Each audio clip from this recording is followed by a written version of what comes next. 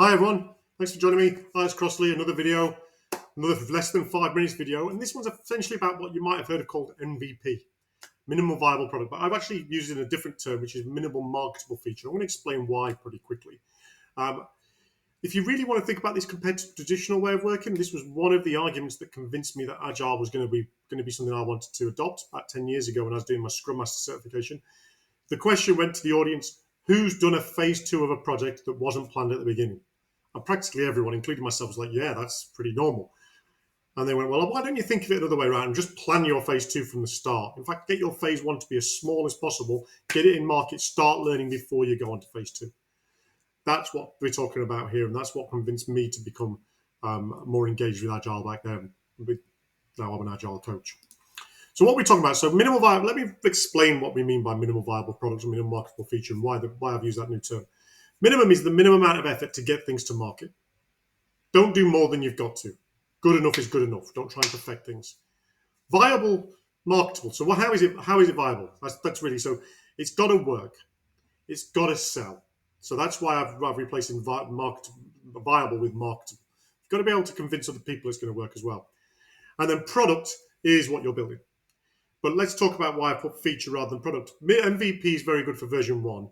You can't have MVP version two, version three. It's then just adding features. So you might then talk about minimal marketable enhancement, but actually just to encompass both, let's always think about the minimal marketable feature.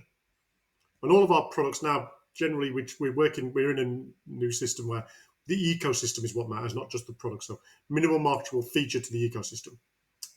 So let me go through. Excuse me. Let me go through an example of this.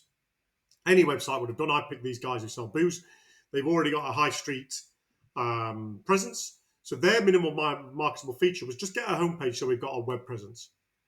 But then they might go, well, that's not enough actually. We've wanted people to be able to see our products. So the minimal marketable may be more than the homepage. Now look at this homepage, it's fully featured. This is not a minimal marketable feature. But you could imagine the homepage has got a logo, it's got what we do, and it's got about us. That's the homepage. That's it. You've got your website going. Whether people will visit that website, maybe you need to add a bit more. And that then starts to build out what your minimal marketable feature is. So when the Dan Murphys got together, they might have said, our minimal marketable feature is we just need to be able to see what we've got for sale in store. So their minimal marketable feature might have been these two things, or this might have been an additional feature. We start thinking about features on the side. What they wouldn't have done, they wouldn't have said, right, well, what we need a website. It needs to do everything. It needs to have a homepage. It needs to have a catalogue that we can look through, and it needs to be able to actually sell and have a shopping cart. Or maybe they did. You always got to challenge this and always try and break it down and say, what's the minimum marketable feature that we can build in this first instance? What's the next marketable feature? And let me have a look what that means once you've got your website up. So this is a really, really, really advanced website. If I just scroll to have a look at just one page, this page here, you can see that this one page isn't just the shopping cart. This would have started off as a feature, the minimal feature, that would have been a shopping cart and have this bit in the middle. But then what we've got is we've got this thing at the top that pops up.